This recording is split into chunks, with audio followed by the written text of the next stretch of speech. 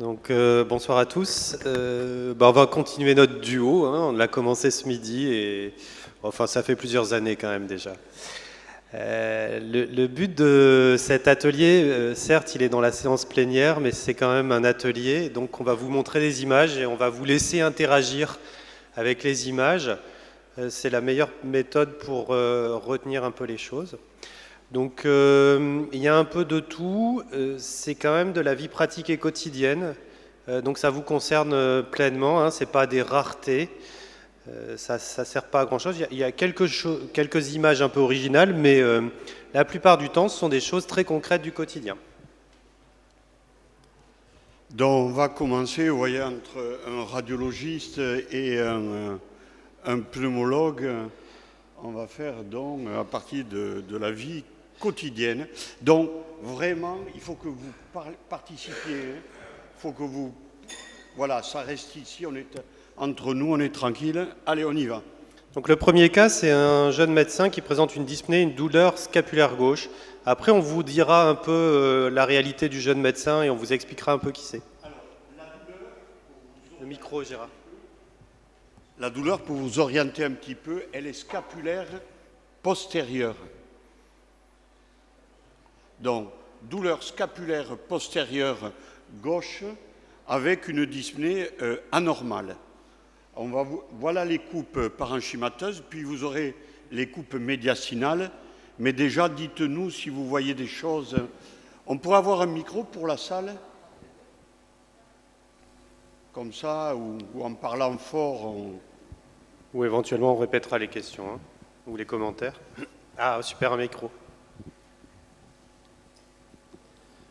Donc, allez-y, hein, vraiment, si vous avez décidé, parce que je suis sûr que vous avez vu des choses sur le scanner, bien évidemment. Donc allez-y, hein, c'est vraiment... c'est pour tout le monde. Hein. Alors, une bande d'atélectasie, je suppose que tu voulais dire ça, on est bien d'accord. Douleur scapulaire gauche, douleur postérieure. Est-ce que ça vous oriente vers quelque chose? Avant le diagnostic, donnons, regarde le scan et... Allez-y, je vous vois... Alors, est-ce que les douleurs scapulaires sont en rapport avec les bandes d'atélectasie? Non, hein, il faut chercher autre chose. Hein. Ok, donc il y a effectivement des troubles ventilatoires des lobes inférieurs, peut-être du lobe moyen aussi, des deux côtés, dans les bases. Donc il faut chercher plutôt autre chose dans le médiastin. On vous écoute. Alors, tu as vu paravertébral. Un comblement alvéolaire postérieur du bouquet basal droit. À gauche. Droit, oui. La douleur est scapulaire gauche. Vous avez recherché la douleur phrénique. La douleur phrénique, c'est un grand classique. C'est la douleur postérieure de l'épaule. Les gens vont voir le rhumato, qui trouve de l'arthrose, qui les traite, et puis ils finissent chez le pneumo parce qu'on a découvert quelque chose. Alors Gérard, il y a le monsieur qui a des commentaires. Allez-y monsieur, avec le micro, allez-y. Non, mais je l'ai dit tout à l'heure, il y a un épaississement de la plèvre voilà. Gauche, Okay. Et il y a une image tumorale paravertébrale aussi, non? Donc, on est bien d'accord, on a vu des troubles de ventilation, on a vu un minime épanchement pleural, et donc là, ça irrite le phrénique, et la douleur rapportée, c'est un grand classique, elle est à l'épaule, en arrière, et vous avez un comblement alvéolaire d'aspect triangulaire du bouquet basal droit. D'accord? Est-ce que vous voyez autre chose?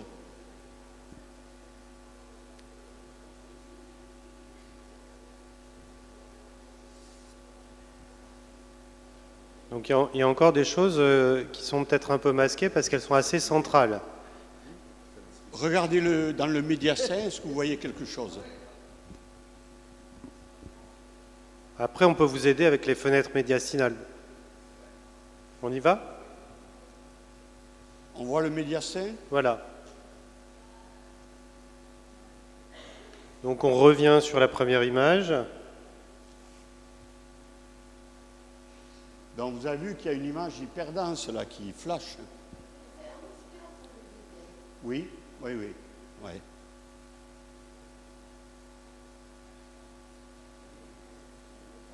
Donc, vous avez vu, trouble de ventilation, un épanchement pleural scapulaire postérieur, un comblement alvéolaire qui pourrait être un infarctus, pourquoi pas, dans le bouquet basal droit. Regardez le médiastin. Qu'est-ce que vous voyez dans le médiastin?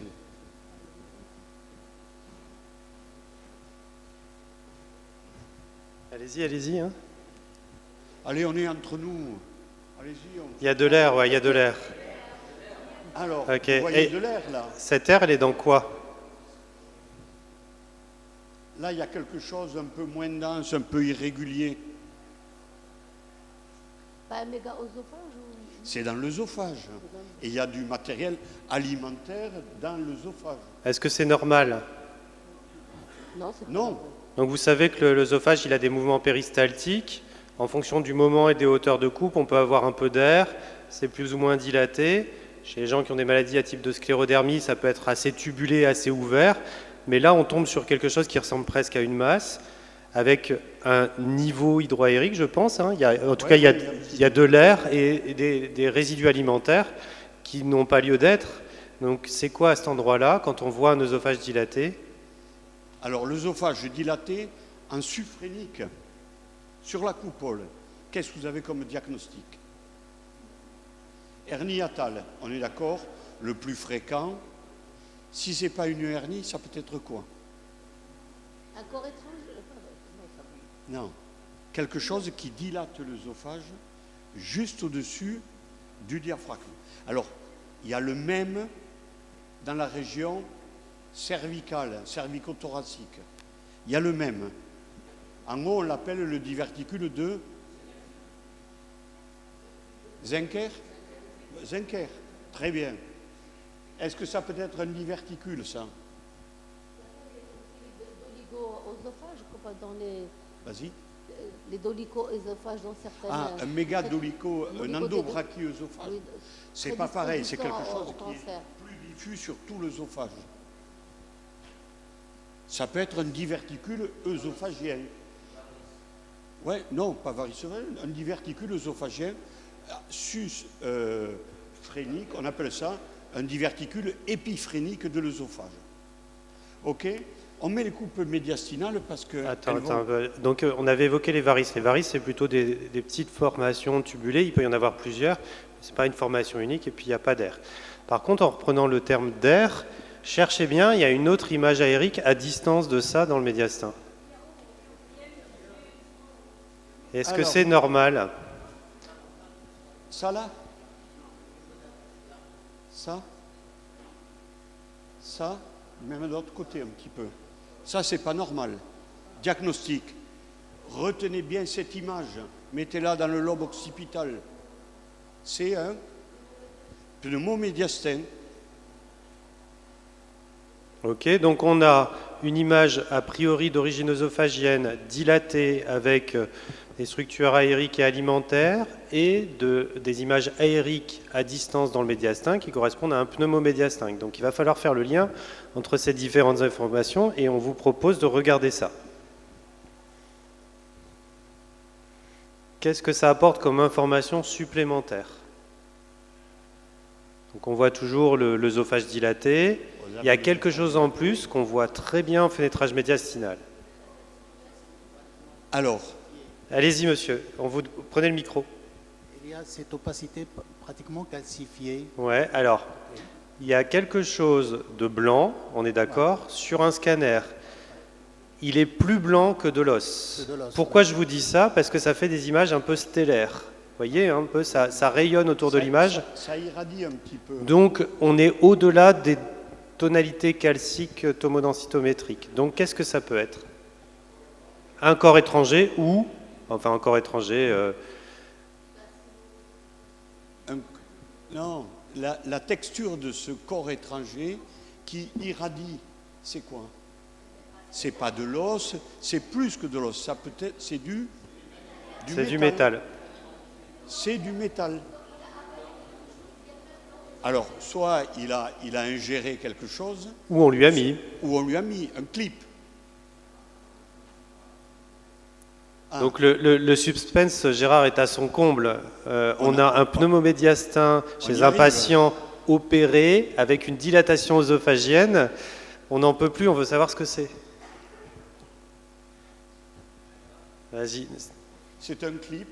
Donc c'est le... Vas-y, réponds. Non, c'est derrière ça. Alors, en gros, je vais vous raconter, c'est mon scanner. D'accord? J'ai un diverticule de l'œsophage qui a été traité par une technique d'endoscopie qu'on appelle la POEM-endoscopie. POEM, P-O-E-M, endoscopie. En fait, ça a consisté à faire une myotomie de l'œsophage par voie endoscopique. Donc, un examen qui devait se dérouler, on m'avait dit, tu sors, 4 jours après, tu peux aller travailler. En fait, je me suis dit, voilà, il y a eu le petit épanchement douloureux, le pneumomédiastin, le trouble de ventilation et tous les trucs. Donc, surtout, vous retenez de cette histoire, pas que ce soit mon cas, ça n'a aucune importance, mais c'est l'image qui était sur les coupes parenchymateuses dans le médiastin. Tu l'as, Seb? Voilà. Retenez ça, parce que le pneumomédiastin, parfois, il est excessivement discret. Ce n'est pas la grande image traditionnelle dont on reparlera. Ça peut être juste quelques bulles, quelques images hyper claires dans le médiastin. Alors il ne faut pas confondre, Gérard, ces images avec ce qu'on voit extrêmement fréquemment chez les gens perfusés, notamment avec des scanners injectés, où il y a de l'air dans le tronc veineux brachiocéphalique ou dans la veine cave, puisque c'est assez habituel d'injecter de l'air pendant la procédure. Il n'y a pas un croissant gazeux ? Non, c'est une petite bulle aérique, parce que quand en fait ils opèrent là, il y a une petite fuite aérique et un petit peu d'air qui est monté, qu'on a retrouvé de l'autre côté et de ce côté-là. Voilà, donc C'était il y a 2 ans. Donc retenez... Elle veut tout savoir de ta vie. Hein. Et alors, comment tu vas? Ça va. Retenez ce signe sémiologique quand vous voyez une petite bulle aérique dans le médiastin. C'est un pneumomédiastin. À minima, mais c'est un pneumomédiastin. On continue donc, on ne va pas parler que de ce cas parce que... Ok, donc ça c'est un autre dossier. Celui-là, il a vraiment 20 ans, Gérard. Oui. C'est pas un jeune médecin. Celui-là, oui, c'est pas un jeune médecin. Celui-là, oui, c'en est un. Donc il a 20 ans, il fait une crise d'asthme un peu sévère et donc une douleur thoracique assez intense. Donc on vous a mis la face et le profil. Qu'est-ce que vous voyez sur ce cliché? Allez-y, on est entre nous. Hein. Qu'est-ce que vous cherchez dans une douleur thoracique au décours d'une crise d'asthme? Et après, on va chercher les signes radiologiques. Un pneumomédiastin, voilà. Parfait. Alors, est-ce que vous le voyez? Tiens, prenez le micro, elle va prendre le micro, elle va... Donne la flèche, Gérard. Voilà. Donne la flèche. Alors. En fait, on a une hyperclarté qui, sur la silhouette cardiaque, on arrive à l'individualiser, surtout du côté gauche. Voilà. Et on a aussi la distension thoracique. Cliniquement, est-ce qu'on n'a pas un emphysème sous-cutané qui va nous guider? Tu le vois? Faut chercher. Tu vois l'emphysème sous-cutané? En fait, j'ai pas des... Si, surtout, regarde bien. Non. Si. En fait, on n'arripe pas à voir le coup en totalité pour voir est-ce qu'on a les... Il y a l'emphysème sous-cutané là-haut. Hein. Les bandes hypodenses.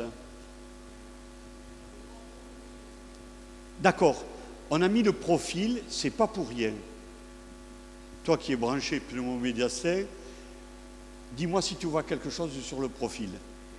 Normalement, sur le profil, on a des hyperclartés qui sont physiologiques. Donc Est-ce que tu le vois? Est-ce que tu le vois? La question, c'est tu analyses ton profil. Est-ce que tu as un signe qui te permettrait de dire, tiens, c'est peut-être un pneumomédiastin? Le signe, il y est. Il y est. Mais peut-être que tu ne le connais pas, c'est toujours le... Voilà, il y est. Donc, on va le garder à l'esprit, le profil. Donc on continue, évidemment, on a le scanner pour vous montrer le pneumomédiastin. En rétrotrachéal, on le voit. Non, c'est pas ça. C'est pas ça le... Oh là.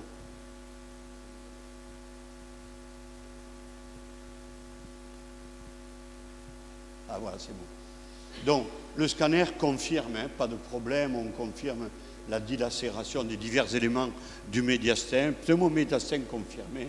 Ok, on continue. Vas-y, fais défiler pour mettre tous les signes, pour qu'on mette tous les signes. Et voilà. Donc, voilà les signes du pneumomédiastin que vous connaissez sûrement, dont le V de Nacclerio, qui souligne le médiastin. Chez l'enfant, c'est le thymus qui vole, c'est la voile latine, hein, la meule de foin, peu importe. Le signe du diaphragme continu. Et surtout, c'est ça sur le profil, c'est ça que je voulais vous montrer, c'est le signe de l'anneau autour de l'artère pulmonaire. L'artère pulmonaire, là c'est la droite, elle est silhouettée par un petit peu d'air. On va revenir sur le cliché et vous allez le voir. Souvenez-vous de ce signe. On revient, Seb. Là, hop, vous le voyez?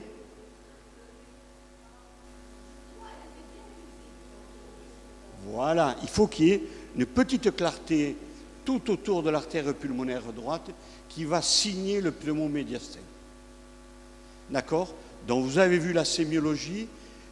Les signes que on vous a montrés juste après, c'est les signes les plus classiques. Mais en scanner, on a aussi la bulle dans le médiastin que vous avez vu sur le premier cas. Voilà. Maintenant, le pneumomédiastin va nous amener à nous poser plusieurs questions. Alors là, on avait le contexte clinique qui était simple, hein, une crise d'asthme, douleur thoracique, sujet jeune. Il y a d'autres situations où on va rechercher des choses particulières en cas de pneumomédiastin. Alors la première situation, c'est en général des intubations un petit peu à la volée, difficiles techniquement ou en préhospitalier.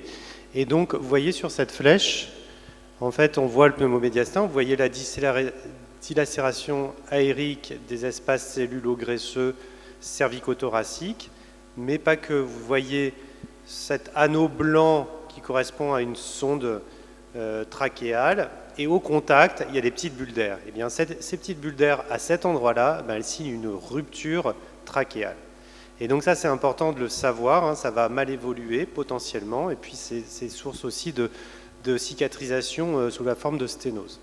Donc contexte un peu différent, hein, des intubations traumatiques avec donc une plaie trachéale haute. L'autre situation, c'est celle-ci. Je vous montre l'image. Ça correspond à un syndrome de Borave. Vous vous souvenez du syndrome de Borave, hein, rupture du tiers inférieur de l'œsophage, souvent à l'occasion d'efforts de vomissement. Et donc là, qu'est-ce qu'il a de particulier ce scanner? Vous voyez du blanc dans la région la jonction thoraco-abdominale. Eh bien, c'est la rupture de l'œsophage avec ingestion de produits de contraste. Hein, c'est pas injecté, mais ingéré. Et donc, on voit la diffusion de ce produit de contraste au-delà de l'œsophage. Donc ça, c'est une urgence thérapeutique. Hein. Il faut que le chirurgien intervienne dans les 6 heures théoriquement pour éviter la médiastinite septique. Donc, deux situations différentes de la crise d'asthme et du pneumothorax qui, en général, se passe bien. De la même façon qu'on peut voir notamment les jeunes gens qui sautent dans les rivières de 3 à 5 mètres, donc des ruptures d'alvéoles traumatiques. En général, ça se passe bien aussi. Mais là, ce sont des vraies urgences thérapeutiques dans le cas de syndrome de Borave.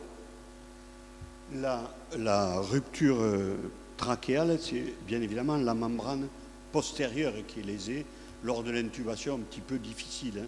C'est à ce niveau-là qu'il y a les fractions. Et le Borave, c'est les efforts de vomissement. C'est quelqu'un qui a des vomissements importants et qui va présenter cette déchirure de son œsophage à ce moment-là. Là, ici, c'est l'œsophage. Là, c'est l'œsophage. En fait, il y a plusieurs structures qui peuvent se rompre et donner des pneumomédiastins. Soit c'est la trachée, soit c'est l'œsophage. Donc le cas suivant est un petit peu différent. C'est un dossier où je me suis trompé, donc je trouvais ça intéressant d'en discuter. Et puis ça commence assez simplement, hein, c'est un bilan de toux et dyspnée avec un peu de fièvre. Comme très souvent, les gens rapportent un comptage dans la famille qui fait qu'on pense que c'est le Covid, que c'est une infection virale. Et à l'examen clinique, il y a une altération de l'état général avec une perte de 5 kg qui est assez significative puisqu'il en pèse 50. C'est un gars qui n'est pas très branché vaccin, hein, il n'est pas à jour, et puis il n'était pas vacciné contre le Covid. Donc, je vous montre la première étape de prise en charge aux urgences, hein, le cliché de thorax. Donc là, on discute ensemble. Est-ce que vous voyez des choses ? Donc même s'il est relativement jeune, ils ont fait le cliché assis, vous voyez, donc il n'est pas très en forme. Hein. Ouais. Donc avec Gérard, on discutait parce qu'on connaît le diagnostic. Est-ce qu'on voit des choses sur le cliché ? C'est pas évident. Alors toi, tu penses qu'il y a peut-être des choses visibles, ça reste discutable.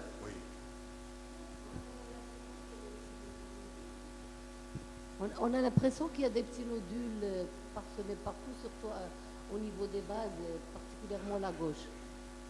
Non ?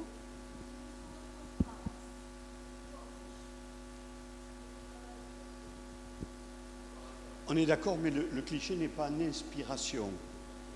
Donc déjà, ça peut être sujet à discussion. Mais vous êtes quand même dans la vérité, une diminution de transparence et un cliché qui n'est pas en inspiration maximale. Qu'est-ce que vous proposez à cette étape d'un patient de 39 ans qui arrive aux urgences pour dyspnée, fièvre et tout ? Est-ce que vous vous contentez du cliché de thorax avec une antibiothérapie ? Est-ce qu'il sort ? Est-ce que vous faites d'autres examens complémentaires ? Qu'est-ce que vous en pensez ?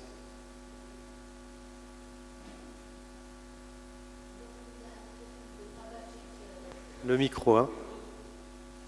Ben, on va... Comme il est tabagique et il fume du cannabis, ouais. Du cannabis, du tabac et du cannabis depuis longtemps. Il a maigri, je pense qu'il mérite d'être pris en charge autrement. Ok. Donc on va plus loin, on ne le laisse pas partir et on continue l'imagerie. Donc on lui fait faire un scanner thoracique. Donc là, c'est un scanner thoracique en fenêtrage parenchymateux. Et est-ce qu'il y a des anomalies ? Même question que pour le cliché du thorax. Et si vous voyez des choses, expliquez-nous ce que vous voyez.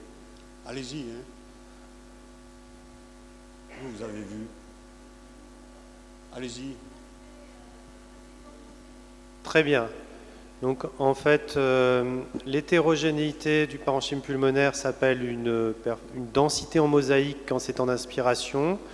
Quand on est sûr qu'il s'agit d'un phénomène vasculaire, on va parler de perfusion. En tout cas, ça dépend de la taille des vaisseaux. Et si on a une confirmation de la majoration en expiration, on va parler de piégeage. Donc ça, c'est vraiment de la sémantique. En tout cas, on a effectivement une mosaïque dans le parenchyme pulmonaire. Est-ce que c'est normal ou est-ce que c'est pas normal ? Pas normal. Alors, l'hétérogénéité, notamment ces aspects un petit peu de densité en mosaïque, on peut le voir chez les gens âgés, très âgés, puisqu'on a un remodelage des voies aériennes distales avec l'âge. Ici, il a 39 ans, donc c'est un aspect tout à fait anormal. Dans quelle pathologie on voit ça ? Donc, on évoque tout de suite une PHS. On a le contexte, il est paysagiste. Il faut raisonner d'abord en disant, on a une densité en mosaïque, soit c'est les voies aériennes distales, soit c'est vasculaire. Si c'est les voies aériennes distales, ça peut être une pneumonie d'hypersensibilité, ça peut être de l'asthme aussi. Hein. Et puis dans un contexte particulier, c'est les bronchiolites constrictives chez les allogreffés. Donc on reste dans le rayon non pas vasculaire mais bronchiolaire, et donc le diagnostic, l'hypothèse de travail, c'est la pneumonie d'hypersensibilité, et on va s'aider de ces images. Donc c'est quoi ? Donc ceux qui ne sont pas forcément radiologues, qui qui n'ont pas trop l'expérience, je vais vous dire, hein, c'est la même acquisition, c'est un post-traitement à partir des images scanographiques déjà obtenues. Et on va maximiser les zones de basse intensité. C'est le contraire du MIP. MIP, c'est maximum intensité projection, ça permet de bien discerner les nodules des vaisseaux. Ici, c'est minimum intensité projection, MINIP, et ça permet de bien identifier soit l'emphysème, soit les densités en mosaïque, soit le piégeage, soit les bronchioles dilatées ou les bronches dilatées. Donc ici, on voit très bien que le poumon est anormal, qu'il y a des zones hétérogènes lobulaires ou plurilobulaires hypodenses. Et puis, je vous montre également, donc vous avez compris que dyspnée aux urgences, en général, on a des demandes systématiques de recherche d'embolie pulmonaire, donc ils sont toujours injectés. Ça perturbe normalement la lecture du parenchyme pulmonaire quand il y a des atteintes interstitielles, mais le plus souvent, on essaye de répondre à un maximum de questions. Qu'est-ce que vous voyez de plus sur le fenêtrage médiastinal ?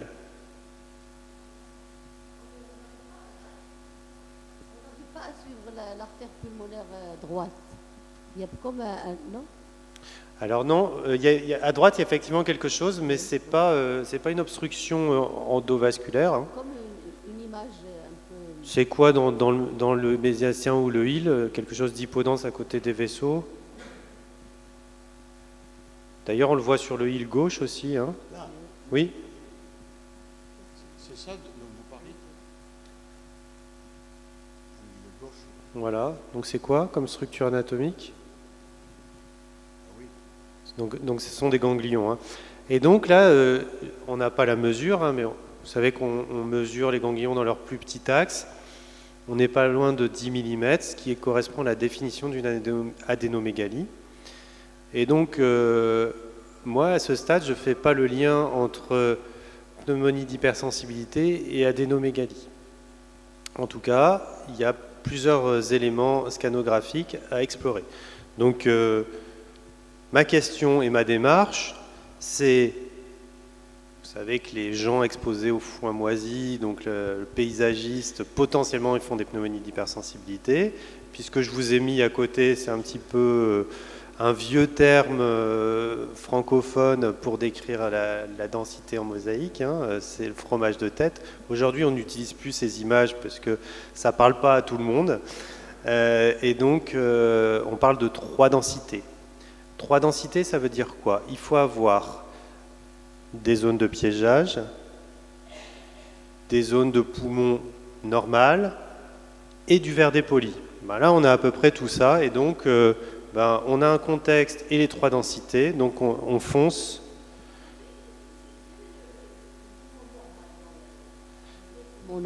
Quel est le poumon normal dans ces images?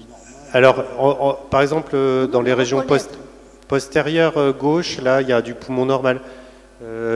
C'est assez subtil sur un écran comme ça, mais on voit des zones de densité plus élevée. Il y a du vrai verre dépoli, il y a des zones noires et il y a des zones intermédiaires qu'on va considérer comme du poumon normal. Donc il y a 3 grades de densité différents sur cette image. Donc on revient à la démarche diagnostique. Donc c'est pas ça. Quel est l'examen qui va compléter la démarche diagnostique devant ce tableau clinique et tomodensitométrique? Oui. Alors, il y a quelque chose à laquelle vous devez penser devant un verre dépoli qui est relativement diffus, qui est associé à des zones hyper claires, mais qui pourrait être un verre dépoli diffus. Lui, il ne faut pas oublier qu'il est tabagique, donc il peut avoir des zones de piégeage aérique qui expliquent ce poumon un petit peu à mosaïque. Vous avez un verre dépoli diffus, c'est un homme jeune. Premier réflexe.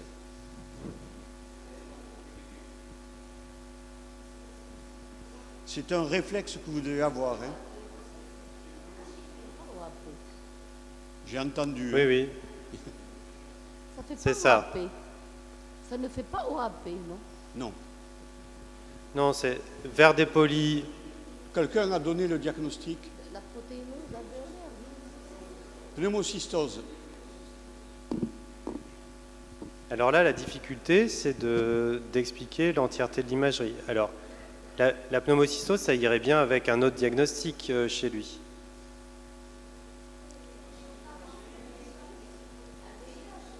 VIH. Il est jeune, un peu babacool, il fume des pétards. Ça, c'est du délit de faciès, Gérard. Non, il est jeune et surtout, il y a à la fois des anomalies parenchymenteuses qui pourraient être compatibles avec la pneumocystose et des ganglions qui sont un petit peu hypertrophiés dans le médiastin. Qu'est-ce que vous faites comme examen paraclinique, outre la sérologie? Outre la sérologie,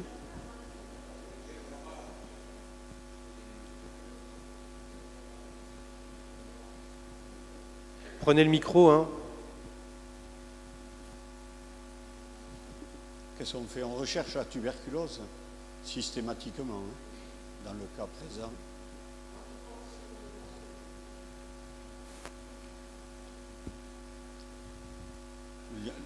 Un pneumologue, ça fait quoi? Ça fait une fibroscopie, voilà. Un lavage. Bon, voilà les résultats biologiques. Hein. Donc il est effectivement une sérologie qui revient positif au VIH, avec une charge virale élevée.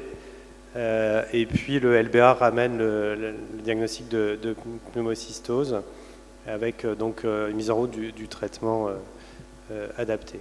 Donc alors, comment on explique, je reviens sur les images de tout à l'heure, comment on explique tout ça, Gérard? On a 3 densités, on s'est trompé, c'est pas immunoallergique. Hein. Et moi, j'ai appris que la pneumocystose, ça pouvait donner des kystes, ça pouvait donner du verre dépoli, mais 3 densités, pas trop. Quelle est l'hypothèse?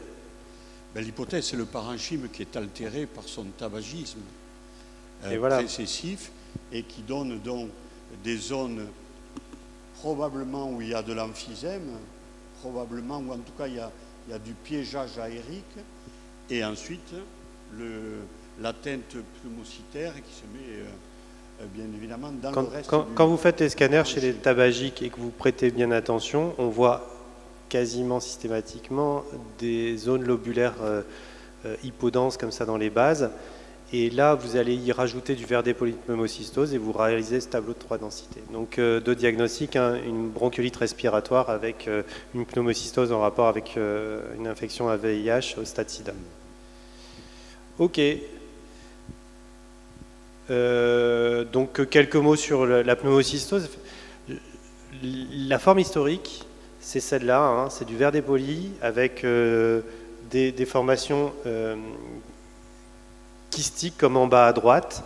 Ça, c'est ce qu'on voyait historiquement à la révélation des stades SIDA. C'est des formes qu'on voit beaucoup moins fréquemment. Ça met des années à s'installer. C'est-à-dire qu'il y a une association, une installation chronique du pneumocystis qui va détruire le poumon et laisser des cicatrices kystiques. Le plus souvent, actuellement, c'est du verre dépoli pur qu'on voit chez les immunodéprimés, tels que les patients d'hémato. Et là, ça va être des plages en verre dépoli très homogènes, chroniques. Et donc, il ne faut pas s'attendre systématiquement aujourd'hui à trouver des kystes comme on l'a connu à la découverte du sida. Donc, crazy paving, c'est également quelque chose d'un peu plus tardif. Hein. C'est l'image que Gérard est en train de vous montrer. Crazy paving, je vous rappelle, verre dépoli, réticulation autour des lobules dominaires qui donnent des polyèdres et réticulation à l'intérieur du polyèdre, donc endolobulaire. Donc il y a plusieurs causes, dont la pneumocystose pour le crazy paving. Donc le message clé ici, c'est toujours y penser, hein, même si on a sauté sur le diagnostic de pneumonie d'hypersensibilité, ce qui semblait être l'évidence, ça ne l'était pas. Et donc la démarche diagnostique, elle était complète avec d'abord la radiographie du thorax qui, comme vous l'avez montré, avait peut-être des petits lobules piégés, et puis le scanner et la fibroscopie pour, de façon systématique, rechercher des germes.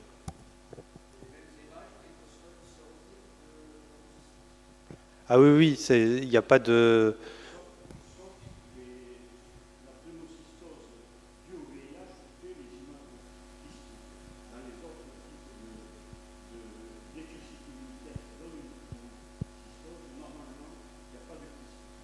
Prends le micro.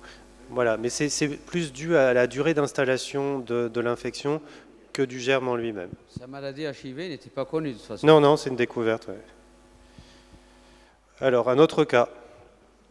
Donc c'est un cliché radiographique du thorax de face. Ah ouais, on est aujourd'hui obsédé par cette région-là. Hein. Alors vous avez vu, allez-y. En rétrocardiaque, il y a une image avec un niveau. Rapprochez le micro qu'on vous entende bien. Il y a aussi la surélévation de la coupole droite. Rapprochez le micro, allez-y. La surélévation n'est pas de la coupole droite, hein. Elle est d'une partie de la coupole droite. Hein, on voit. Et on a une raréfaction au niveau du poumon droit. C'est plus clair que le côté gauche.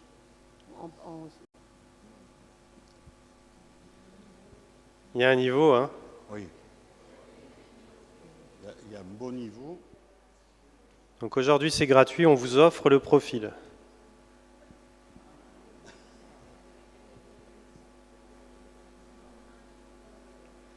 Quel est le contexte clinique? Mais vous savez, nous, on nous raconte jamais rien. Hein, donc, On vous donne des renseignements quand même. par contre, on trouve des choses. Hein. Vu l'aspect de l'image, on peut dire des stigmates de reflux gastro-œsophagien, pyrosis. Ouais. Et de la toux nocturne?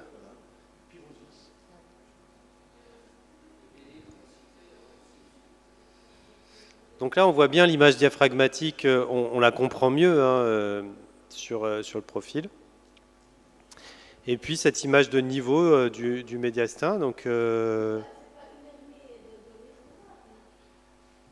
à travers une partie. C'est de la ça. Donc coupole. on va discuter de la topographie et de l'anatomie. Hein.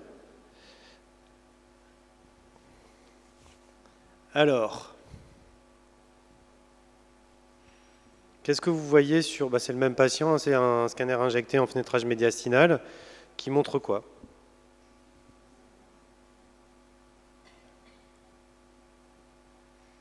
Gérard, tu peux pointer C'est peut-être une partie de l'estomac qui est en intrathoracique, non? Alors, je vais vous montrer. La question, c'est ça déjà. Est-ce que vous voyez? Ah non, ça ne marche pas. Ouais, voilà. C'est quoi? L'estomac qui est en intrathoracique. Oui, ça s'appelle, on l'a vu tout à l'heure, une hernie hiatale, voilà. Donc ça explique l'image de niveau sur le cliché du thorax. Est-ce qu'il y a d'autres choses que vous voyez sur cette coupe? Donc on voit les replis muqueux de l'estomac hein, ascensionnés, avec de l'air, ça c'est normal, c'est à l'intérieur du système digestif, c'est pas un pneumomédiastin. Est-ce que vous voyez d'autres choses? On paravertébral à droite. Voilà, il y a une formation tissulaire Voilà. qui est... Alors est-ce que c'est lié ou est-ce que c'est pas lié? Ça peut être lié. C'est pas lié. On n'a pas de solution de continuité et on n'est normalement pas dans le même espace. Est-ce qu'il y a encore d'autres choses? Eh oui, très très bien. Donc de l'autre côté, je vais vous montrer. Mais pas d'aiguille là.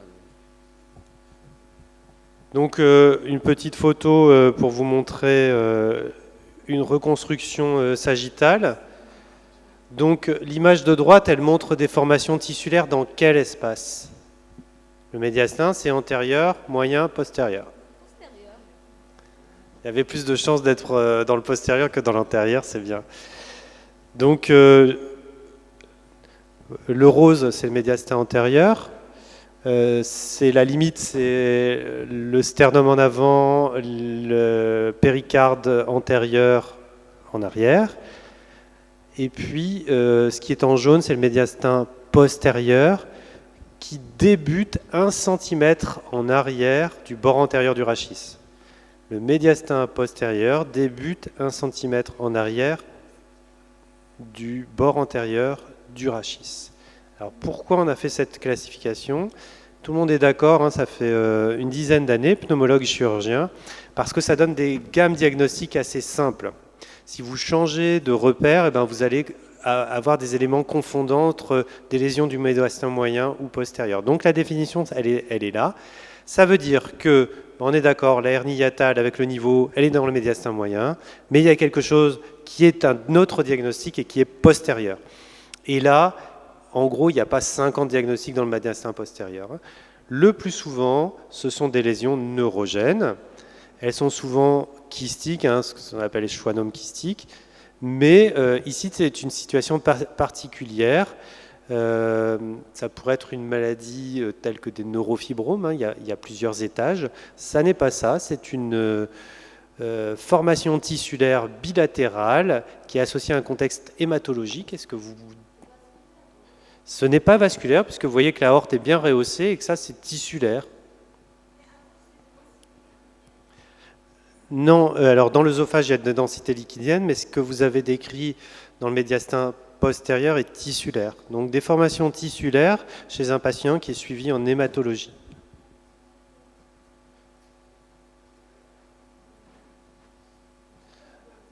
Donc, certes, on s'éloigne un petit peu de la pneumologie, mais vous allez avoir affaire à des malades qui ont des scanners du thorax. Donc, c'est pour ça qu'on vous montre ça.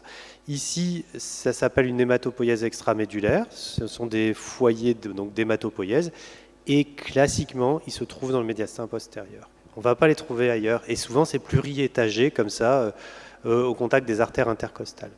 Donc ici, deux diagnostics, Gérard, une hernie hiatale qui est en rapport avec les symptômes, ce pourquoi il se présentait, et des lésions découvertes fortuitement dans le médiastin postérieur en rapport avec une hématopoïèse extramédulaire. Ce qu'il faut retenir, c'est vraiment les compartiments du médiastin. L'antérieur qui est en avant du cœur et des vaisseaux et en rétro-sternal, le postérieur qui est 1 cm après le mur antérieur du rachis thoracique et le moyen qui est entre les deux. Voilà, c'est ça qu'il faut retenir essentiellement de cette présentation.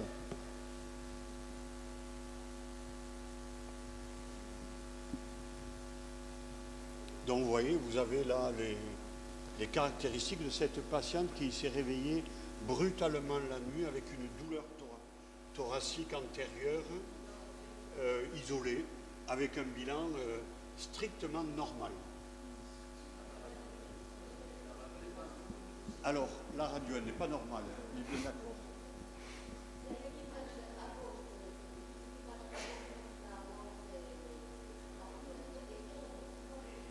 La fenêtre aortopulmonaire ? Oui. Ce qui nous intéresse, c'est le hile droit. Est-ce qu'il y a le signe de la convergence ou le signe du recouvrement d'huile? Le recouvrement d'huile, on est bien d'accord. La convergence, c'est donc des vaisseaux qui arrivent au niveau d'une masse, les vaisseaux disparaissent, donc c'est vasculaire. Le recouvrement d'huile, je suis désolé, mais les pointeurs ne marchent pas bien. On voit les vaisseaux à travers, et donc c'est une lésion médiastinale.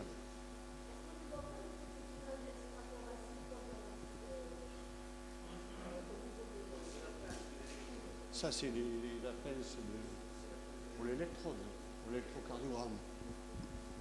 Ok, bon, on fait un scanner parce que quand même la douleur, la dissection, etc., il faut penser à toutes ces choses-là. Donc un scanner injecté, pas très joli, mais oui. Il est quand même injecté. Hein. Est-ce que dans la partie supérieure du thorax, vous voyez quelque chose? On est un peu plus haut que ce qu'on constatait sur le cliché. Hein.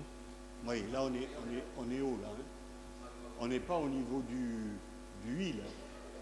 On est en haut. Là, qu'est-ce que vous voyez? On est sur la crosse. En bas à droite, on a la portion horizontale de la crosse de l'aorte, la veine cave supérieure. Tout ça paraît à peu près correct. On est bien d'accord? Donc on va descendre un peu.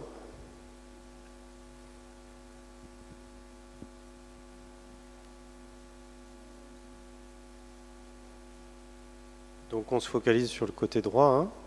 Oui.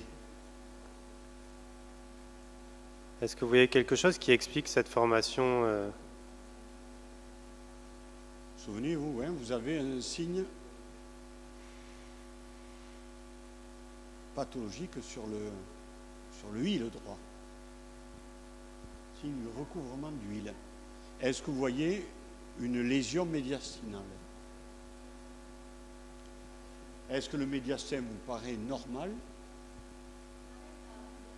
Oui. Qu'est-ce qu'elle a la veine cave, dites-moi? Elle est dilatée. La veine cave paraît dilatée quand même. Hein? Très dilatée. Alors, je vais essayer, mais voilà. Là, elle est quand même très dilatée. Et donc on voit, Gérard, la déformation, enfin semble-t-il sur l'image en haut à droite, la déformation des bronches en arrière Oui. de cette image. Donc c'est pas de tonalité différente par rapport à la structure habituelle de la veine cave, hein, mais c'est une morphologie anormale. Elle est quand même très anormale. Ok? On descend un petit peu. Allez, on continue.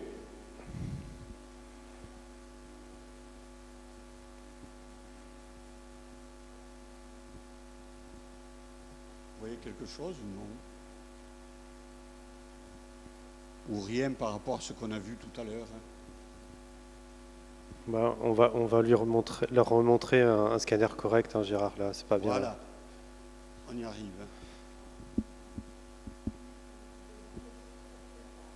Oui, c'est des artefacts d'injection de produits. Donc voilà, l'inhomogénéité dont on parle dans la veine cave supérieure est due au mélange de sang non injecté, de sang injecté. Vous savez qu'on n'injecte pas aux deux bras en même temps la plupart du temps. Et donc il y a ces phénomènes de flux qui donnent une hétérogénéité. Donc ça c'est normal. La seule chose anormale, c'est la taille de la veine cave. Je continue. On descend. Je continue.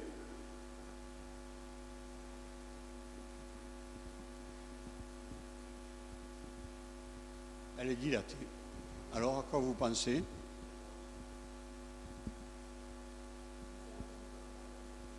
Non. Ah, non, non. Elle est dilatée. Quand vous avez une artère dilatée, vous pensez à quoi?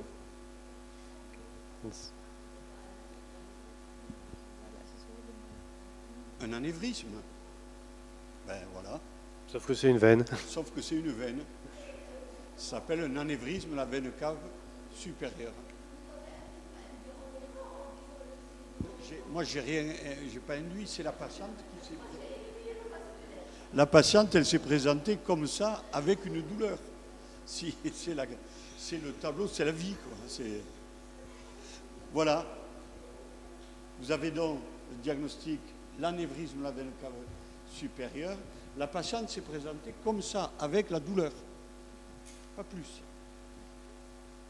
Donc, l'élargissement du médiastin. Alors, les anomalies de la veine cave supérieure, on pourrait avoir 3 types d'anomalies. Le plus fréquent, d'ailleurs, c'est la veine cave supérieure gauche, qui est soit isolée, soit associée à la droite, hein, les deux veines caves supérieures.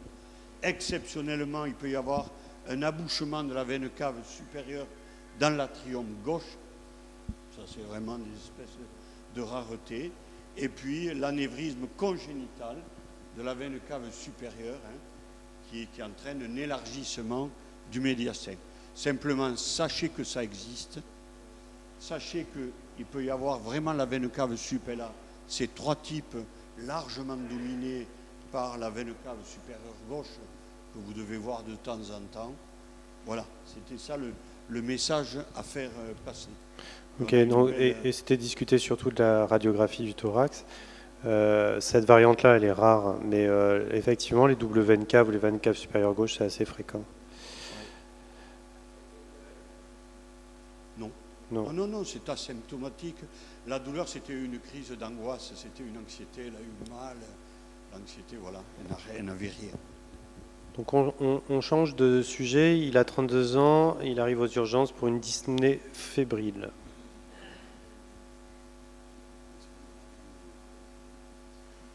Est-ce que vous voyez des choses sur le cliché du thorax? Enfin, je vais vous poser quelques orientations. Hein. Est-ce qu'il y a une opacité rétrocardiaque? Est-ce qu'il s'agit d'un élargissement des îles? Est-ce que... Donc il a 32 ans, hein, donc il y a souvent un aspect un petit peu plus rectiligne comme ça de l'aorte.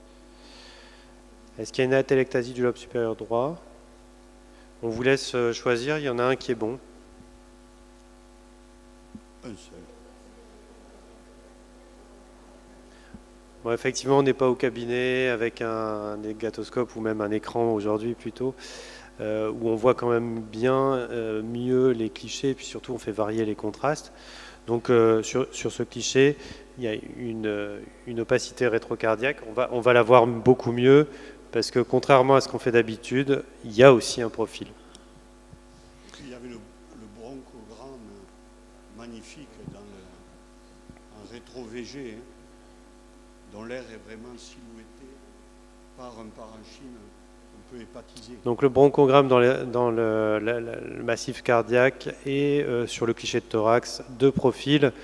On a cette différence de tonalité entre le haut et le bas sur les vertèbres. Vous savez qu'elles deviennent de plus en plus noires et là c'est pas le cas. Et on perd aussi la définition des trous de conjugaison. Donc si on reprend le scanner, eh bien, on a cette condensation alvéolaire systématisée au lobe inférieur gauche, avec bronchogramme. Vous voyez les points d'air dans la condensation alvéolaire, donc c'est le bronchogramme. C'est limité par la scissure, donc un territoire anatomique précis. Et puis vous voyez la différence entre ces gradients de densité. L'image du milieu, c'est un gradient de densité habituel. Avec un aspect de plus en plus clair des vertèbres, alors que dans l'exemple qu'on vient de vous montrer, il y a des opacités qui se projettent en regard des dernières vertèbres. Donc c'est ici une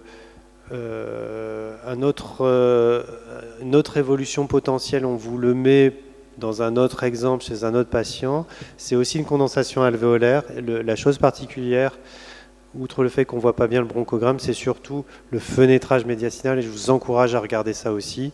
Ça, c'est quand même une évaluation défavorable et qui est très tomodensitométrique. C'est la nécrose de cette pneumonie et donc une évolution vers l'absédation. Donc quand on voit arriver des zones hypodenses dans la condensation, c'est quand même pas très bon. Juste un petit point sur les opacités radiologiques. Donc à gauche, vous avez une pneumonectomie. Alors comment on le voit?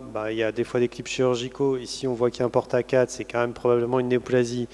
Mais surtout, il y a une rétraction de la zone où on a enlevé le lobe. Donc un petit champ pulmonaire gauche sans bronchogramme.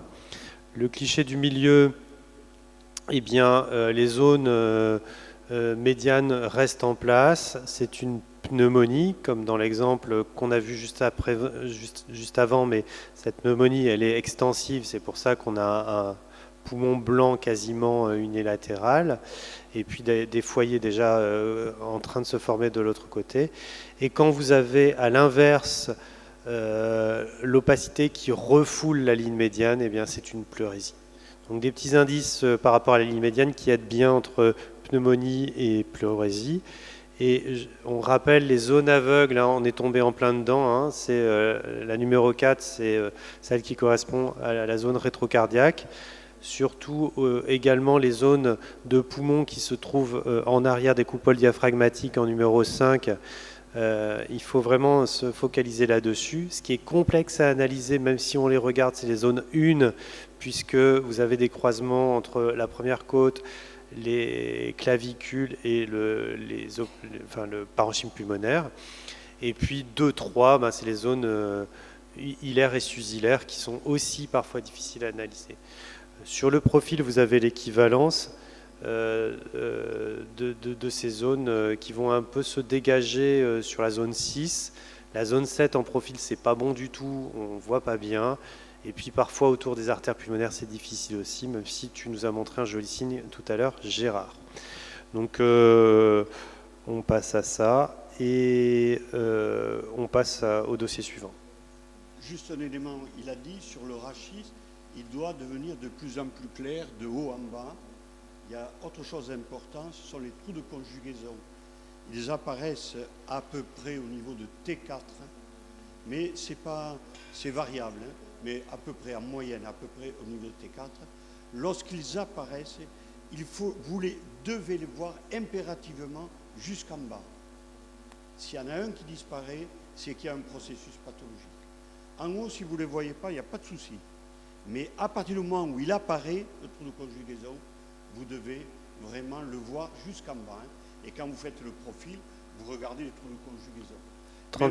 36 ans, cliché systématique pour visite d'embauche. Alors ça, c'est quand même le gros stress parce que quand on analyse des clichés systématiques, eh ben, soit on invente toute une série de pathologies, on demande des scanners systématiquement, mais il y a quand même des fois, il faut négativer les clichés, c'est difficile. Alors, qu'est-ce que tu nous racontes, Gérard, sur ces clichés de facette de profil? C'est un cliché à titre systématique, hein, ça c'est la première chose. Donc, on ne va pas vous donner d'éléments cliniques puisqu'il n'y en a pas. Cliniques, la parole est à vous.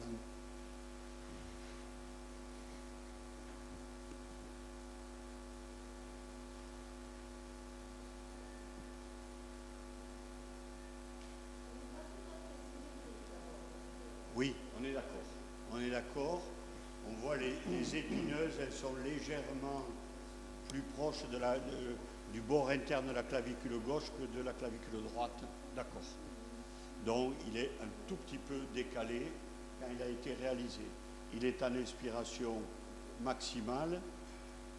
Cliché à titre systématique. Alors, est-ce qu'il rentre dans la pile normale ou est-ce qu'il rentre dans la pile anormale?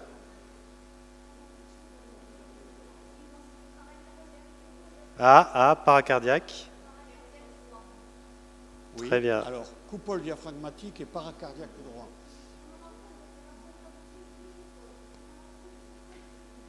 Un petit peu, oui. Ouais. Oui, mais parce qu'il est un peu comme ça, il est un peu mal foutu. Mais on a entendu... Paracardiaque droit, Gérard.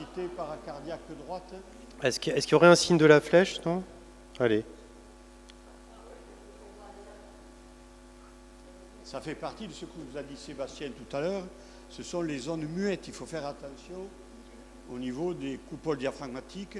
Et quand on dit sous le diaphragme, non, on n'est pas sous le diaphragme puisque à travers le bord supérieur de la coupole, on voit les vaisseaux du lobe inférieur qui plongent derrière. Et il faut les voir systématiquement. Et donc il faut toujours regarder dans ces zones-là. Et bien évidemment, vous avez tout de suite vu ce problème-là.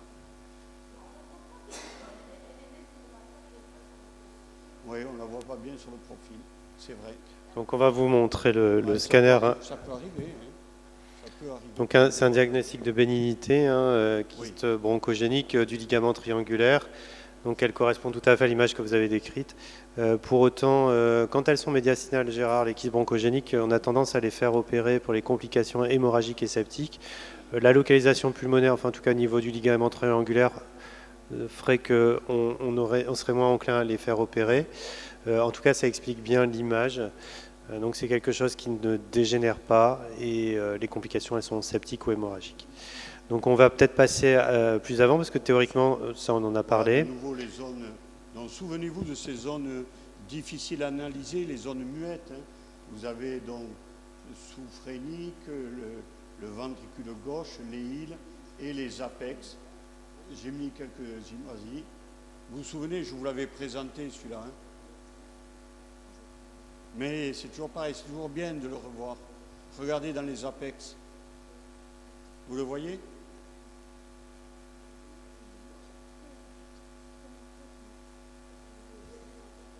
Hein, elle est là, la tumeur. À l'extrémité interne de la première côte. La petite boule. Vous la voyez ? Je suis désolé, s'il y avait le pointeur qui marche, je pourrais vous le...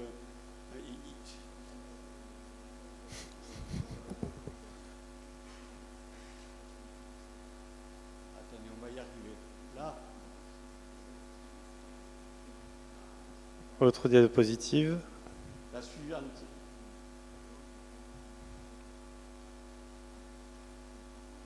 Là. On la voit. Là. La suivante. Là. Ça, c'était un carcinome à petite cellule. 40 ans. regardez juste devant la veine pulmonaire inférieure droite. Et je crois que, vas-y. Non, c'est tout. C'est bon? Ouais, c'est bon. Voilà, souvenez-vous donc de ces zones. Quand vous analysez un cliché, vraiment, on voit les grosses anomalies, il n'y a pas de souci. Mais regardez ces zones en détail, parce que là, parfois, il y a des pièges. La preuve. Tout ça, ce sont des gens vus en consultation. Tout ça. Donc, rapidement, qu'est-ce que vous voyez, qu'est-ce que vous proposez? C'est assez simple. Allez-y, c'est un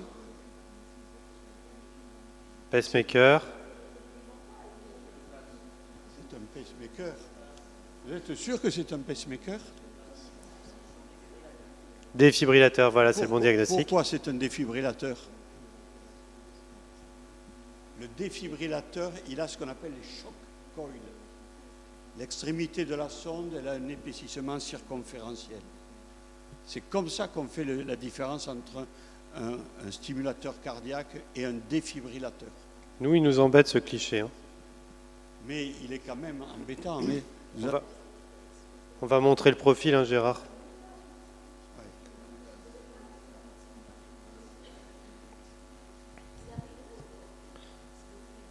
Ben, le fil, il n'a pas migré, mais on l'a poussé un petit peu loin. Donc en fait, nous, ça nous force à regarder tous ces dispositifs implantables qu'on va retrouver un peu partout dans le thorax, hein, surtout mis par les cardiologues, mais pas que. Et c'est pas si rare que ça de voir des sondes avec effraction péricardique. En l'occurrence, lui, ils l'ont retiré, il ne s'est rien passé, tant mieux. Enfin, c'est plutôt inquiétant quand on voit la reconstruction de la sonde qui passe largement l'apex du ventricule. Il est pas loin d'être l'heure, mais on va quand même vous montrer un autre dossier. On se régale. Alors, une des deux images, il y en a qui le connaissent peut-être, une des deux images est une fibrose pulmonaire. L'autre, non. Dites-nous laquelle et pourquoi vous pensez que l'image X ou Y n'est pas une fibrose pulmonaire.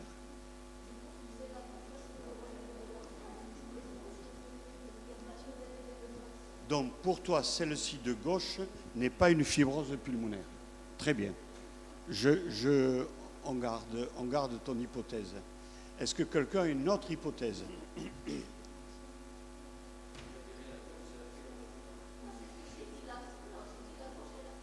D'accord. Alors,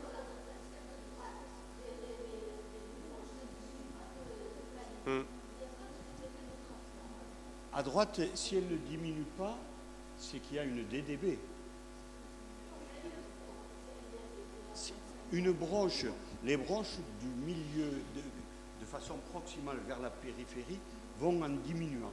Un des signes, c'est la non-diminution de calibre. Est-ce que tu vois une non-diminution de calibre? Attends, j'arrive pas à le faire, ça.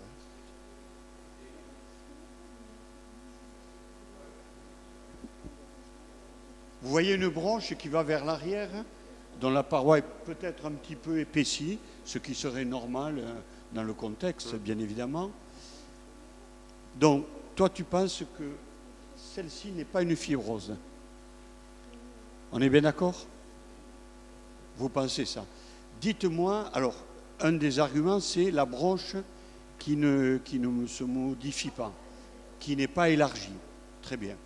Les bronchectasies, c'est pas toujours quand même qu'il y en a, elles sont particulières, mais bon. Et ensuite, est-ce que vous voyez autre chose dans ce parenchyme droit qui vous ferait dire que ça n'est pas une fibrose? Oui. Voilà. Donc c'est ce que tu avais expliqué tout à l'heure, Gérard, hein, pendant le... C'est ça que je voulais. Moi, je suis désolé, là, ça marche un peu là, par moment. Il y a des lésions d'emphysème. Donc on va vous montrer un peu l'évolution, effectivement. Après antibiotiques, plus rien. Donc quand vous avez ce type d'image, regardez toujours le parenchyme homo ou contralatéral. Si le parenchyme présente des lésions de type emphysème centrolobulaire, par exemple, sachez que cette image-là peut tout à fait témoigner d'un processus infectieux, ce qui expliquerait bien évidemment qu'on ait une paroi bronchique un petit peu épaissie du fait de l'inflammation, bien évidemment. Alors là, on vous a challengé, mais dans la littérature, il est démontré que l'agrément entre les observateurs, donc entre les lecteurs qui sont a priori des experts, il est mauvais. C'est-à-dire que tout le monde se trompe, que faire du diagnostic de rayon de miel, c'est pas aussi évident que ça ne paraît, et que les diagnostics de fibrose aujourd'hui continuent à être faits dans des discussions multidisciplinaires si possible et de concertation parce que c'est difficile. Alors, les petits indices qui sont utiles dans cette situation, c'est de rechercher les bronchiolectasies. Bronchiolectasie, c'est-à-dire les dilatations des bronches, mais dans le ruban cortical, c'est-à-dire dans le centimètre périphérique. Pourquoi c'est utile? Parce que c'est la même signification anatomopathologique que les microchystes du rayon de miel. En fait, ce sont des bronchiolisations des espaces aériens distaux, et donc bronchioles dilatées en périphérie par définition et microchystes, c'est la même chose. Donc si vous avez des bronchioles dilatées, c'est très probablement qu'il y a une maladie fibrosante. Ensuite, et ça c'est pas vu sur juste une coupe, c'est quand on regarde l'ensemble, et notamment sur des reconstructions coronales ou sagittales, c'est la perte des volumes pulmonaires. Vous voyez les scissures s'affaisser, s'écraser, s'abaisser, et donc on a des petits volumes qui correspondent au syndrome restrictif par définition. Donc les diagnostics différentiels, on vous l'a montré, l'emphysème, quand il y a une pathologie infectieuse ou inflammatoire autour des bulles, elle ne se met pas dans le trou parce qu'il n'y a pas d'accès. L'infection, l'inflammation se met au pourtour, et donc on a des pseudo-épaississements pariétaux qui sont des images pseudo-kystiques. Donc difficile, mais difficile pour tout le monde, et on peut s'aider encore une fois du mode de reconstruction dont on a parlé sur le cas du patient VIH, c'est-à-dire le mode MINIP, qui permet de très bien voir ces bronches dilatées jusqu'en périphérie, hein, et c'est très très utile pour documenter ça. Donc Gérard, il est en train de nous montrer ces bronches étirées sous la plèvre.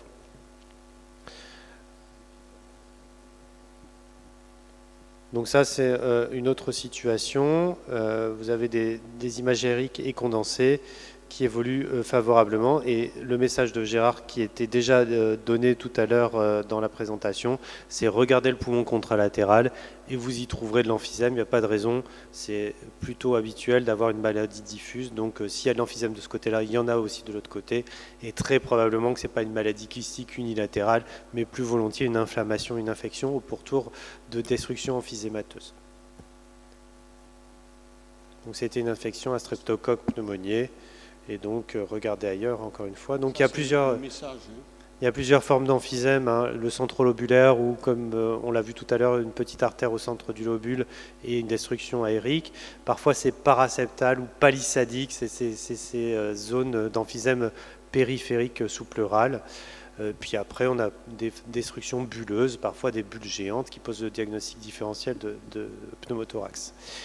Gérard, tu veux qu'on continue, ou si vous devez partir, c'était la fin du topo, mais on peut continuer quelques cas. Bon, ça, du coup, on va passer. Ouais. Donc, voilà. Ça, c'est un patient de 76 ans qui tousse. Alors, le grand adage, hein, finalement, en tout cas, le message qu'on veut donner, c'est dans les toux chroniques, quand même, un scanner, c'est bien utile. Il y a quand même des antécédents marqués avec un volvulus gastrique, c'est quand même pas tous les jours, opéré, et c'est toujours avec des symptomatologies digestives, puisqu'on voit qu'il a inexiomégaviscon, des traitements pour le RGO. Je te laisse commenter les EFR. Ouais, il y a un petit trouble obstructif avec un typhono qui est un peu abaissé légèrement, 72%, et un VEMS à moins 22%. Et puis il a une CPT, il n'a pas de piégeage aérique, et la DLCO est normale. Donc voilà le scanner.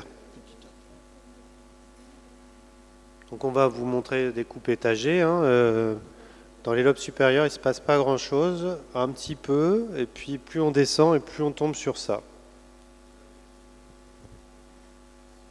Vous avez dit, c'est du... Très bien. Okay. Qu'est-ce qui vous permet de porter le diagnostic de verre dépoli?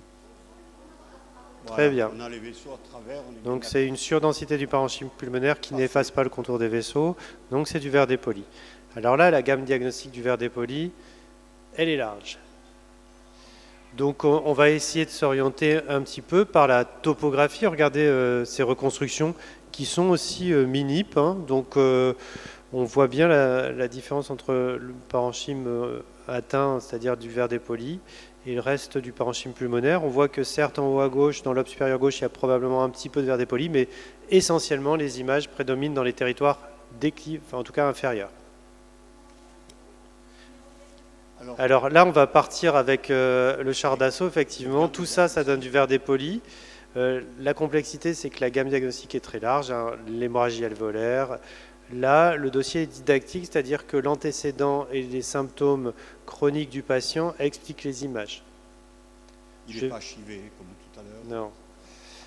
Non. On peut vous montrer son antécédent de volvulus et de chirurgie en fenêtrage médiastinal. Donc c'est notre obsession du jour, hein, c'est l'œsophage dilaté du tiers inférieur.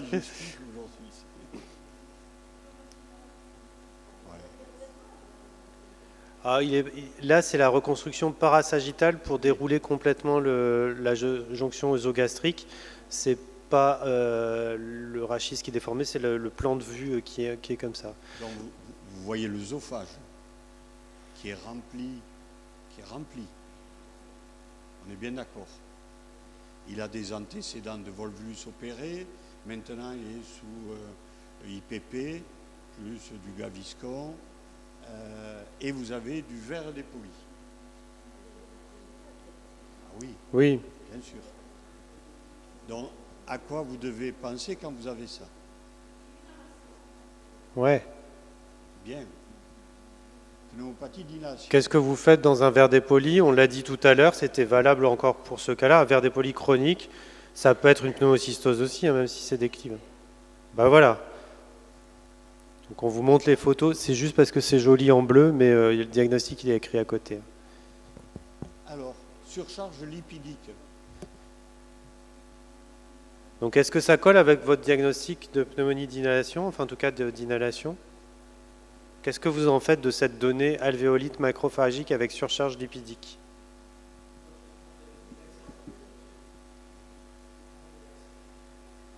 Ah, on y arrive.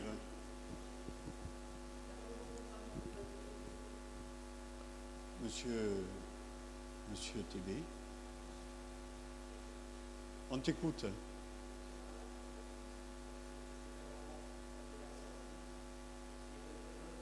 C'est laxatif la nuit. Lesquels? Qu'est-ce qu'il prend comme laxatif? L'huile de paraffine. De? L'huile de paraffine en général. L'huile de paraffine. Allez, c'est bon. Pneumopathie lipidique, c'était le lavage j'avais montré dans une atteinte lipidique. Tous les soirs, il prenait de l'huile de paraffine. Et juste après, il allait se coucher. Et l'huile de paraffine, bien évidemment, elle rentrait dans le parenchyme. Donc, ces images, on les voit avec les gens qui sont en général automédiqués, hein, ils ne vous le disent pas, qu'ils prennent de la paraffine. Ce n'est pas dans leur liste de prescription. Donc c'est un peu difficile, il faut chercher à l'interrogatoire. De la même façon, les gens ils prennent des trucs bizarres. Ils prennent des huiles essentielles pensant que ça marche aussi pour faire le ménage à l'intérieur. Remarque que quand on voyait le modèle de Donald Trump qui prenait de l'eau de Javel, c'était un aparté. Donc des huiles essentielles en inhalation ou il y a plein de choses qui vont arriver dans le poumon au final, hein, et ça va donner du verre dépoli chronique, et c'est vraiment en poussant l'interrogatoire qu'on trouve ça. C'est pas toujours effectivement le pneumocystis qui est en jeu. Alors ce qu'on va discuter avec vous avant de vous libérer, parce que la journée a été longue, mais cette gamme elle est très complexe, et on va peut-être reprendre des points clés du verre dépoli chronique, Gérard. Voilà, vous voyez, il y a une gamme. Si vous avez cette gamme, eh bien, à l'intérieur, vous aurez votre diagnostic. Vous avez donc les maladies infiltratives dues au tabac. Vous voyez là, la bronchiolite respiratoire avec atteinte interstitielle et la pneumopathie desquamative. Alors les pneumonies, les pathologies interstitielles liées au tabac étaient classées historiquement dans les conférences de consensus comme des maladies interstitielles rares. C'est extrêmement fréquent, ça a été reclassifié. Et donc il y en a deux essentiellement, il y en a deux. RB, ILD, RB c'est en anglo-saxon bronchiolite respiratoire, et ILD, interstitial lung disease, donc c'est bronchiolite respiratoire associée à une atteinte interstitielle. Ça, c'est 40% des scanners chez le fumeur. Donc vous voyez qu'on n'est pas dans des maladies rares. Alors, nous, on n'est pas capable en imagerie de dire si c'est une bronchiolite respiratoire ou une RB-ILD, c'est-à-dire associée à une atteinte interstitielle. La seule façon dans la littérature de discriminer les deux, c'est RB, ça peut être une constatation scanographique, mais si les gens toussent et sont symptomatiques, on va parler de RB-ILD, donc bronchiolite respiratoire associée à une atteinte interstitielle. DIP, c'est beaucoup moins fréquent. DIP, c'est pneumonie interstitielle desquamative. C'est très lié au tabac, mais ça avait été décrit notamment sur des inhalations massives de poussière à l'occasion des chutes des Twin Towers aux États-Unis. Et donc la DIP, ça va donner du verre dépoli, mais beaucoup plus homogène et plutôt dans les lobes inférieurs. À l'inverse, la RB-ILD, c'est des petits nodules centrolobulaires dans les lobes supérieurs. Donc c'est du verre dépoli, c'est plus ou moins diffus. RB-ILD a tendance à donner des petits nodules centrolobulaires, DIP des plages un peu plus larges, mais ça fait partie de la gamme diagnostique. La PINS, bien sûr, peut donner, mais il y a des éléments qui sont souvent, il y a une rétraction des lobes inférieurs, il y a un respect du cortex périphérique, et parfois il peut y avoir bien évidemment un peu de fibrose, puisque de temps en temps, ça évolue. Donc, ce qui est important de souligner dans la PINS ou NSIP, c'est qu'elles sont majoritairement fibrosantes. Hein. Donc, c'est pas parce qu'on a de la fibrose qu'on est dans la gamme pneumonie interstitielle commune. Hein. Les PINS, donc de connectivite notamment, sont extrêmement souvent associés à des bronchiolectasies aussi. Donc, la PINS, c'est quand même le trait de caractéristique, c'est le verre dépoli.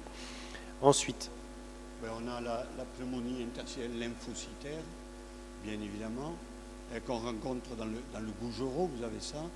Donc verre dépoli avec des images kystiques qu'on peut avoir. La PHS.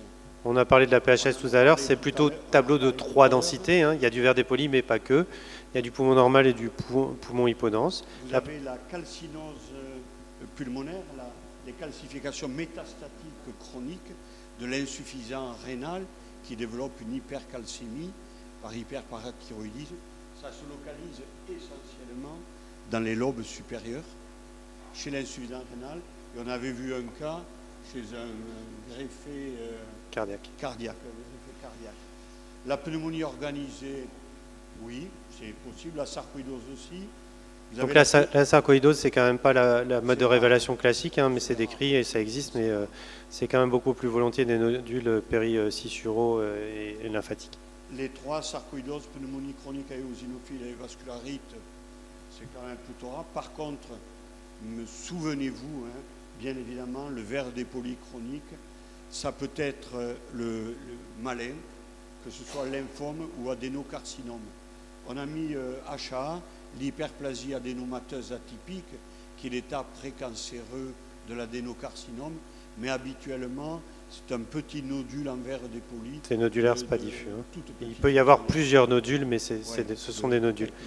Alors si on reprend l'histoire de la pneumonie lipidique, on a vu du verre dépoli comme dans l'exemple, mais ça peut être aussi, encore une fois, du crazy paving. Je vous rappelle, verre dépoli et réticulation périlobulaire endolobulaire.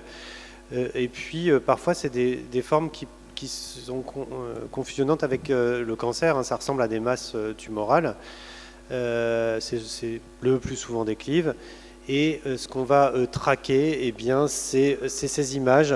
Qu'est-ce qu'elles ont de particulier, ces images qui nous orientent vers le diagnostic? Pour vous, il y a une petite astuce là.